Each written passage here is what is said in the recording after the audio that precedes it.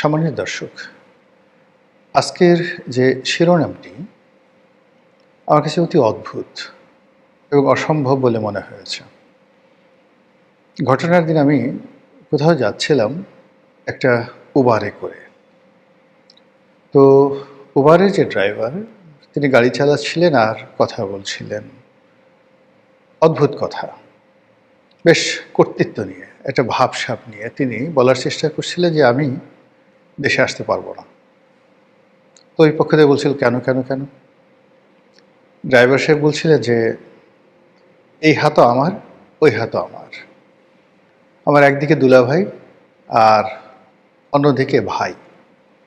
তো আমি কোন দিকে যাব? আমি আসা মাত্র এই দেশে যে বিভেদ বিসংবাদ শুরু হয়ে যাবে নিজ পরিবারের মধ্যে, আত্মীয় স্বজনের মধ্যে। আমি তো এই অবস্থাতে এলাকাতে এসে নতুন কোনো বিবাদ সৃষ্টি করতে পারবো না। তোমরা যেভাবে পারো সেভাবে ইলেকশন করো, তোমাদের যাকে ইচ্ছা তাকে ভোট দাও এবং কোনো অবস্থাতেই নিজেরা গণ্ডগোল করো না। তো আমি গাড়িতে বসে শুনছিলাম তার কথাগুলো এবং অবস্থার দৃষ্টি আমার কাছে মনে হচ্ছিল যে ভদ্রলোক নিঃসন্দেহে খুব গুরুত্বপূর্ণ ব্যক্তি। এর কারণ হলো যে ত্রয়োদশ জাতীয় সংসদ নির্বাচন হচ্ছে। সেই নির্বাচনে একদিকে তার দুলাভাই, অন্যদিকে তার আপন ভাই। এ তো যেন তেন বিষয় নয়। অনেকটা কৌতূহল নিয়ে জিজ্ঞাসা করলাম যে ভাই, বাড়ি কোথায়? ভদ্রলোক বললেন হবিগঞ্জ বাড়ি। তো হবিগঞ্জে আপনার কোন দুলাভাই দাঁড়িয়ে আছে আর আপনার ভাই কে? তো তিনি বললেন যে দেখুন, আসলে তারেক রহমান সাহেব তো আমাদের দেশের জামাই। তো সেই অর্থে তিনি আমার দুলাভাই। বিএনপির যে কোনো প্রার্থী আমার দুলাভাই। আর শফিকুর রহমান সাহেব, ডাক্তার শফিকুর রহমান জামাতের আমির, তিনি তো সিলেট জেলার মানুষ। তো সেই অর্থে আমার জেলার ভাই, জামাতের যে প্রার্থী হবে সেও আমার ভাই। তো একদিকে দুলাভাই আর একদিকে ভাই, আমি কোনটার মধ্যে যাই? তারপর জিজ্ঞেস করলাম যে ভাই, ভালো কথা, আগে আওয়ামী লীগের জমানাতে এখানে এমপি কে ছিলেন, আসন কোনটি? তিনি বললেন যে সাইদুল হক সুমন ছিলেন, একেবারে সর্বশেষ সুমন সাহেব হয়েছিলেন। তো আমি আর কথা বাড়ালাম না। এই শহরে ঘোরাফেরা করি, কখনো একাকী, প্রয়োজনে অপ্রয়োজনে বহু মানুষের সঙ্গে মতবিনিময় হয়, অদ্ভুত এবং অদ্ভুত কথাবার্তা শুনি। কিন্তু এবার নির্বাচন উপলক্ষে যে সকল কথাবার্তা শুনছি আমার চিন্তা এবং মনোজগৎকে রীতিমতো নাড়া দিয়ে যাচ্ছে। একজন উবার ড্রাইভার, তিনিও এই জাতীয় নির্বাচনে খবরদারি করছেন। তিনি জনাব তারেক রহমান সাহেবকে হবিগঞ্জের বাসিন্দা হওয়ার সত্ত্বেও দুলাভাই বলে সম্বোধন করছেন। আর শফিকুর রহমান সাহেব, তাকেও তিনি ভাই হিসেবে সম্বোধন করছেন। বিষয়টি ভালো, অবশ্যই ভালো। কিন্তু একই সঙ্গে আমি বুঝতে পারলাম না যে ওই ভদ্রলোক তিনি কি নির্বাচন বর্জনের কথা বললেন, নাকি তারেক রহমান সাহেবকে টিটকারি করলেন, নাকি শফিকুর রহমান সাহেবকে টিটকারি করলেন, এটা বোঝা যাচ্ছিল না। এর কারণ হলো যে আমাদের জাতীয় রাজনীতিতে এই গত কয়েক মাস ধরে যেভাবে একে অপরকে তুচ্ছ-তাচ্ছিল্য করছে, যেভাবে প্রার্থীরা পরস্পর কাদা ছোড়াছুড়ি করছেন, এবং গত 17টি মাসে যেভাবে সব কিছু এলোমেলোভাবে চলেছে, যার যেটা হওয়ার কথা নয় তিনি সেটা হয়েছেন, যার যেটা করার কথা নয় তিনি সেটা করেছেন, যার যেটা বলার কথা নয় তিনি সেই কথাগুলো বলেছেন। এর ফলে এই সমাজে আমরা অদ্ভুত সব কাহিনী দেখেছি, অদ্ভুত সব ঘটনা দেখেছি। একটির সঙ্গে অন্যটির কোনো মিল নেই। পুরো সমাজের যে বন্ধন এলোমেলো হয়ে গেছে, তছনছ হয়ে গেছে। মানুষের অর্থনীতি, মানুষের জীবনযাত্রা, প্রেম, বিয়ে, শাদী থেকে শুরু করে যত কর্মকাণ্ড রয়েছে যা কিনা এই পৃথিবীর আওয়াজকে বুলান্ত করে। বনে পাখির ডাক না হলে যেভাবে মনে হবে না যেটা বন, বাঘ সিংহ না থাকলে যেভাবে বনের যে তীব্রতা, এটি কখনই আপনি অনুভব করতে পারবেন না।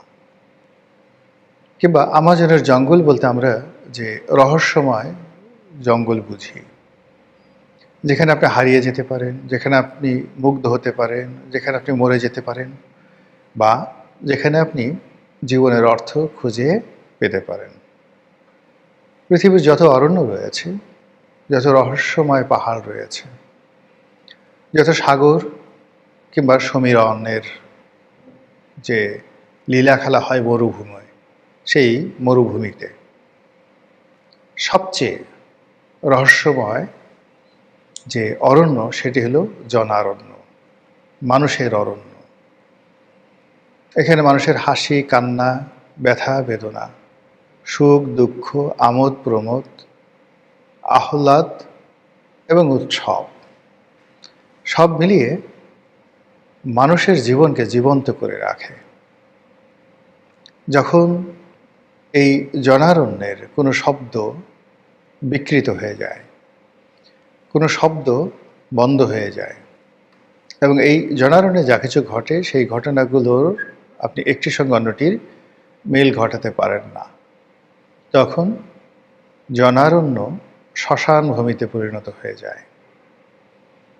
আমাদের এই সমাজের গত 17 মাসের মব, সীমাহীন মামলা মোকদ্দমা, বিচারের নামে অবিচার নয়, ঠিক বিচারহীনতা, এবং যেভাবে মানবতাকে দুমড়ে মুচড়ে তছনছ করে দেওয়া হয়েছে, এর প্রেক্ষিতে সমাজে আর যাই হোক না কেন, সমাজের কোলাহল এখন আর নেই। এ সমাজে কেউ কাউকে শ্রদ্ধা করে না, এ সমাজে কেউ কাউকে মান্যগণ্য করে না, এ সমাজে কেউ কাউকে বিশ্বাস করে না। ইজ্জত এবং আব্রু, এই দুটো বিষয় নিয়ে এ সমাজের বাড়াবাড়ি। কেউ নিজেদেরকে খুব ইজ্জতদার ভাবছেন, আর অপরপক্ষ যে কোনো ইজ্জতদারকে বেইজ্জতি করার জন্য উঠে পড়ে লেগেছেন। ফলে সভ্যতার চাকা গত 17টি মাস ধরে ক্রমাগত বন্ধ হতে হতে আজকের এমন একটা অবস্থায় পৌঁছে গেছে, আমরা চারিদিকে শুধু দেখছি অন্ধকার অন্ধকার অন্ধকার। আর সেই অন্ধকারের মধ্যেই নির্বাচন হতে যাচ্ছে। আজকের এই ভিডিওটি করছি ফেব্রুয়ারি মাসের 10 তারিখে, রাত পহলে 11 তারিখ, তারপর 12 তারিখ। আমার মতো বহু মানুষ সেই সামাজিক মাধ্যম খুঁজছেন, টেলিভিশন পত্র পত্রিকায় খুঁজছেন, কি যেন খুঁজছেন, কি খুঁজছেন কেউ বলতে পারছে না, কিন্তু কেউ একটা কিছু খুঁজছেন। একটা নির্বাচন হবে, নির্বাচনের যে উৎসব, নির্বাচনের যে আমেজ, নির্বাচনকে কেন্দ্র করে মানুষের স্বপ্ন, প্রেম, ভালোবাসা এবং আগামীর ভবিষ্যৎ নিয়ে মানুষের মধ্যে যে সুতীব্র একটি বেঁচে থাকার আকাঙ্ক্ষা, সব যেন এক বিন্দুতে এসে কেমন হয়ে গেছে। আজকের এই দিনে আমি শহরে বের হয়েছিলাম, সবচেয়ে ব্যস্ততম একটি এলাকা নিউ মার্কেট, মঙ্গলবার দিন বন্ধ ছিল। তারপর কিছু মানুষ ছুটছেন, অনেকগুলো দোকানপাট খোলা আছে, যে যার মতো করে ব্যস্ত। ওখানে একটি অফিস দেখলাম, বিএনপির প্রার্থী একটি অফিস, বিশাল একটি অফিস, কিন্তু একজন লোক নেই। যে যার মতো কাজ করছেন আর এক রাশ হতাশা নিয়ে জীবিকার তাগিদে শুধু ছুটে বেড়াচ্ছেন। এরই প্রেক্ষিতে দুলাভাইয়ের নির্বাচন আর আপন ভাইয়ের নির্বাচন আপনার আমার জীবনের কতটা পরিবর্তন এনেছে, কতটা প্রভাব এনেছে, এবং এর দ্বারা এই নির্বাচনের পরে কতটা প্রভাব বিস্তার করবে, এটা আমরা কিচ্ছু জানি না। সরকারের পক্ষ থেকে যে লোভ দেখানো হচ্ছে, লালসা দেখানো হচ্ছে, যে অহমিকা প্রদর্শন করা হচ্ছে যে শতাব্দীর সেরা নির্বাচন হবে, আগামী 100 বছর ধরে এই নির্বাচনের ইতিহাস মানুষ মনে রাখবে। সারা পৃথিবী নির্বাচন দেখে চমকিত হবে। নির্বাচনের আজকের এই সময়টিতে যখন আমি ভিডিওটি করছি, তখন 300 আসনের মধ্যে 290টি আসনে ব্যালট পেপার পৌঁছে গিয়েছে।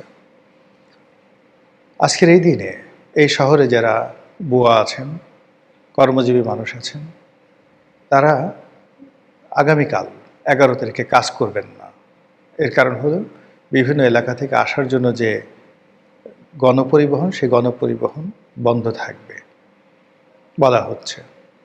বিভিন্ন গ্যারেজে, সেই মিল কলকারখানা থেকে শুরু করে দোকানপাট, সেখানে বলতে গেলে অঘোষিত ছুটি শুরু হয়ে গেছে আজকের দিন থেকে। দলে দলে মানুষ গত ৩-৪ দিন ধরে গ্রামে যাচ্ছেন। তারা কি ভোট দিতে যাচ্ছেন, নাকি ভোট দেখতে যাচ্ছেন?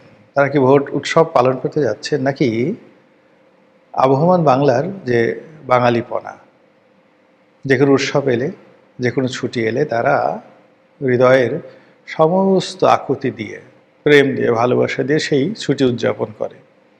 কোনো সুযোগ পেলে প্রচণ্ড শক্তিমত্তা নিয়ে গ্রামে চলে যায় আত্মীয় স্বজনের সঙ্গে দেখা করার জন্য, আর গ্রামের মাটিতে গিয়ে জোর একটি শ্বাস নেয়, প্রশ্বাস নেয়, এবং সেটার মধ্যে বেঁচে থাকার আনন্দ উপভোগ করে। সেই অর্থে রাজধানী বলতে গেলে খালি হয়ে যাচ্ছে। মানুষ ছুটছে গ্রামে, আর একদিন পরেই নির্বাচন নামক যে অনুষ্ঠান আমাদের জাতীয় জীবনে আসছে, এটা কি 2014 সালের মতো হচ্ছে, 18-24, নাকি ডক্টর মোহাম্মদ ইউনূস যেভাবে বলছেন শতাব্দীর সেরা নির্বাচন? মহান আল্লাহ ভালো জানেন। কিন্তু প্রকৃতির যে নড়াচড়া, যে শব্দ, যে কথাবার্তা, যে আচার আচরণ, তাতে করে আমরা যারা মানুষ, আল্লাহ আমাদেরকে যতটুকু জ্ঞান দিয়েছেন, যদিও আল্লাহ বলেছেন যে তোমাদেরকে খুব সামান্যতম জ্ঞান দেয়া হয়েছে, অমা উতিতুম মিনাল ইলমি ইল্লা কলিলা, তোমাদেরকে খুবই খুবই সামান্য জ্ঞান দেওয়া হয়েছে। এই সামান্য জ্ঞান দিয়ে যতটুক বুঝতে পারছি, আন্দাজ করতে পারছি, তাতে করে উৎসাহিত হওয়ার, আহ্লাদিত হওয়ার, আনন্দ লাভ করার কোনো কারণ দেখা যাচ্ছে না। মহান আল্লাহ আমাদের সবাইকে হেদায়েত দান করুন, হেফাজত করুন। আসসালামু আলাইকুম ওয়া রাহমাতুল্লাহি ওয়া বারাকাতুহু।